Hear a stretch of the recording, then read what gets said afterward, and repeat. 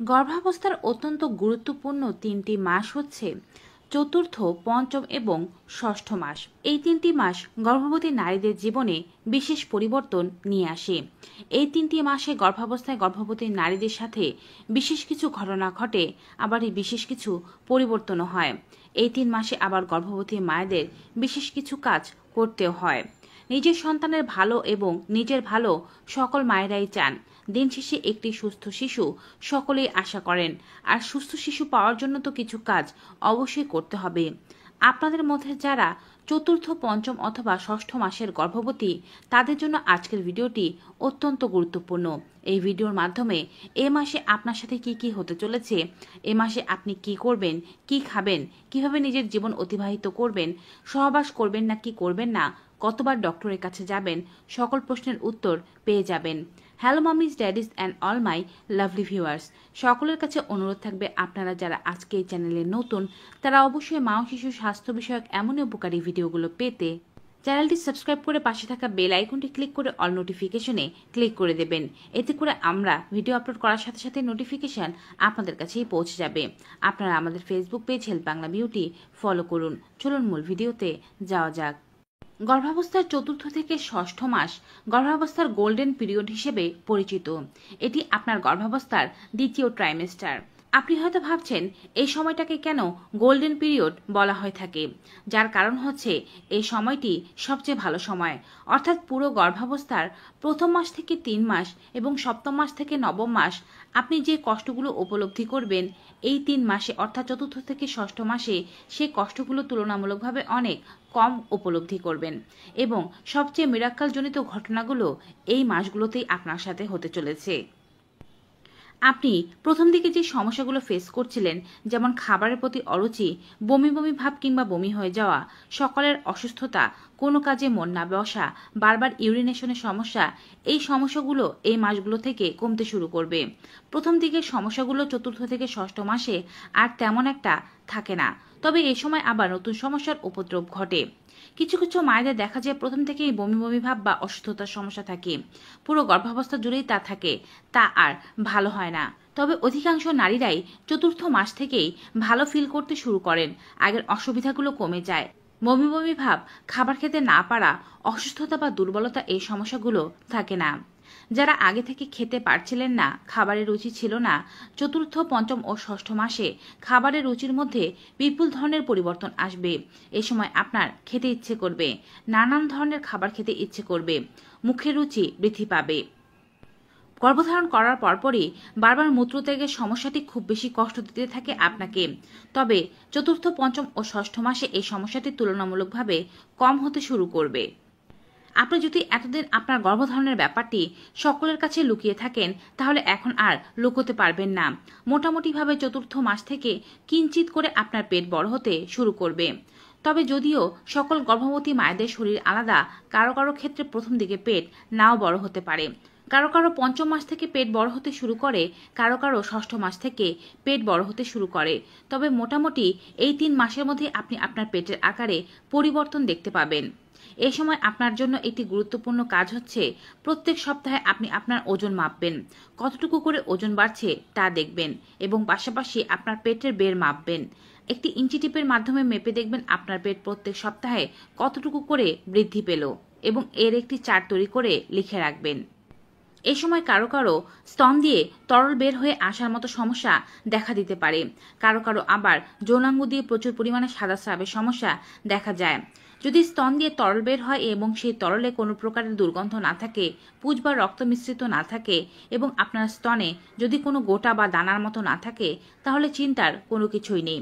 আর যদি প্রস্রাব বা স্রাবের সাথে কোনো রকমের দুর্গন্ধ না যায়, রক্ত না বের হয়, চুলকানি না থাকে, তাহলে তাতেও কোনো চিন্তার কারণ নেই। তবে যদি যৌনাঙ্গ দিয়ে রক্তস্রাব যায়, দুর্গন্ধযুক্ত স্রাব যায়, চুলকানি থাকে, তাহলে আপনি ডক্টরের পরামর্শ অবশ্যই নেবেন। যখন আপনার প্রস্রাব পাবে, প্রস্রাব কখনোই আটকে রাখবেন না, দ্রুত প্রস্রাব ত্যাগ করে নেবেন। যারা 16 বছরের নিচে গর্ভবতী হয়েছেন এবং 30 বছরের পরে বাচ্চা নিয়েছেন, তাদের জন্য কিছুটা ঝুঁকি থেকে যায়। তারা এ সময় অনেক বেশি সতর্ক থাকবেন। গর্ভধারণ করার আগে একবার এবং গর্ভধারণ করার পরে দুবার আপনার ডায়াবেটিসের চেক আপ করবেন, যার মধ্যে একটি চেক আপ থাকবে এই ৪র্থ থেকে ৬ষ্ঠ মাসের মধ্যে। ডায়াবেটিসের চেক আপ করার পাশাপাশি আপনার হিমোগ্লোবিনের চেক আপ করবেন। আপনার ইউরিন দিয়ে অ্যালবুমিন অথবা প্রোটিন বেরিয়ে যাচ্ছে কিনা তাও চেক আপ করতে হবে ইউরিনের মাধ্যমে। এ সময় আপনার সাথে খুব গুরুত্বপূর্ণ একটি ঘটনা ঘটবে, তা হচ্ছে আপনি শিশু নড়াচড়া অনুভব করতে শুরু করবেন। যারা এর আগেও গর্ভবতী হয়েছিলেন তারা অনেকেই ৪র্থ মাস থেকে নড়াচড়া বুঝতে পারেন, আর যারা প্রথমবার গর্ভবতী তাদের নড়াচড়া বুঝতে কিছুটা সময় লেগে যায়। সেক্ষেত্রে তারা ৫ম মাসের মাঝামাঝি বা শেষের দিকে অথবা ৬ষ্ঠ মাসের শুরুর দিকেও নড়াচড়া অনুভব করতে পারেন।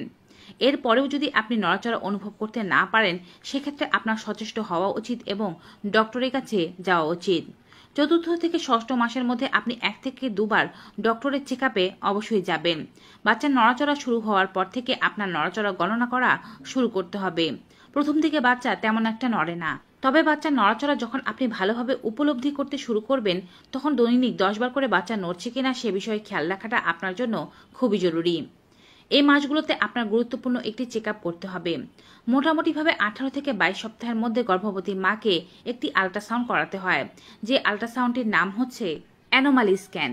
এই স্ক্যানটির মাধ্যমে দেখা হয় বাচ্চার শরীরের প্রত্যেকটি অঙ্গ প্রত্যঙ্গ সঠিকভাবে বেড়ে উঠছে কিনা, বাচ্চার কোনো ত্রুটি আছে কিনা, বাচ্চা জন্মগতভাবে অসুস্থ হবে কিনা। প্রত্যেকটি মায়েরই এই আল্ট্রাসাউন্ডটি করা উচিত। এই সময় আপনি সারাক্ষণ শুয়ে বসে না থেকে সংসারের হালকা পাতলা কাজগুলো করতে পারেন, তবে ডক্টর যদি আপনাকে বেড রেস্ট দিয়ে থাকে সেক্ষেত্রে বেড রেস্ট ছাড়া অন্য কোনো কাজ করবেন না। ভারী কোনো কাজ করা, ভারী জিনিস এদিক থেকে ওদিক সরানো, সিঁড়ি দিয়ে ওঠানামা করা, এছাড়াও ঘর মোছা, ভারী ভারী কোনো কাপড় ধোয়া, নিচ থেকে কোনো কিছু তোলা, এই সমস্ত করা উচিত নয়। হালকা পাতলা কাজ বলতে খুবই হালকা পাতলা কাজ যা আপনার পেটের ওপরে কোনো প্রভাব ফেলবে না তা করতে পারেন। দৈনিক অবশ্যই রাতের বেলা আপনাকে ৭ থেকে ৮ ঘন্টার ঘুম নিশ্চিত করতে হবে এবং দিনে ১ থেকে ২ ঘন্টার বিশ্রাম নিতে হবে। আপনার বয়স, ওজন ও উচ্চতা অনুযায়ী পানি পান করতে হবে, অন্ততপক্ষে ২ থেকে ৩ লিটার। সুষম খাদ্য খাওয়া এ সময় খুব বেশি জরুরি। যেহেতু আপনার মুখে রুচি ফিরে এসেছে তাই বলে আপনি ফ্যাটযুক্ত খাবার অথবা আনহেলদি খাবার খুব বেশি পরিমাণে খেতে যাবেন না। সুষম খাদ্য বেশি করে খাবেন, যেমন প্রচুর পুষ্টিকর মাছ, দুধ, ডিম, শাক, সবজি, ডাল, ফল, মূল, বাদাম ইত্যাদি। দৈনিক অন্ততপক্ষে ১ মুঠো করে ভেজানো বাদাম খাওয়ার চেষ্টা করবেন। পাশাপাশি ২ ধরনের ফল খাদ্য তালিকায় রাখা খুব বেশি জরুরি। দৈনিক ২টো করে ডিম এবং ১ গ্লাস করে দুধ খাওয়া জরুরি। পাশাপাশি আপনার ভিটামিনের যে সাপ্লিমেন্টারিগুলো আছে অর্থাৎ ক্যালসিয়াম, আয়রন এবং ফলিক অ্যাসিডের ওষুধগুলো তা নিয়মিত খেয়ে যেতে হবে। এ সময় আপনি আরামদায়ক পোশাক পরিধান করা শুরু করে দিন। আপনার জন্য ম্যাটারনিটি ড্রেস কিনে নিতে পারেন। পাশাপাশি হিল জুতো তো কখনোই পরবেন না, ফ্ল্যাট জুতো পরার চেষ্টা করুন। অনেকের মনে প্রশ্ন থাকে গর্ভাবস্থার এই মাসগুলোতে সহবাস করা যাবে নাকি যাবে না। যদি আপনি শারীরিকভাবে সম্পূর্ণ সুস্থ থাকেন এবং আপনার কোনো সমস্যা না থেকে থাকে সেক্ষেত্রে আপনি সহবাস অবশ্যই করতে পারেন। তবে সহবাস করার সময় মাথায় রাখতে হবে পুরুষের লিঙ্গ কখনোই পুরোপুরিভাবে প্রবেশ করানো যাবে না এবং পেটের ওপরে কোনোরূপ চাপ দেওয়া যাবে না। তবে কারো কারো ক্ষেত্রে মিসক্যারেজের ঝুঁকি থাকে। ডক্টরের সাথে পরামর্শ করলে ডক্টর কাদের সহবাস করা যাবে এবং কাদের যাবে না তা বলে দেন।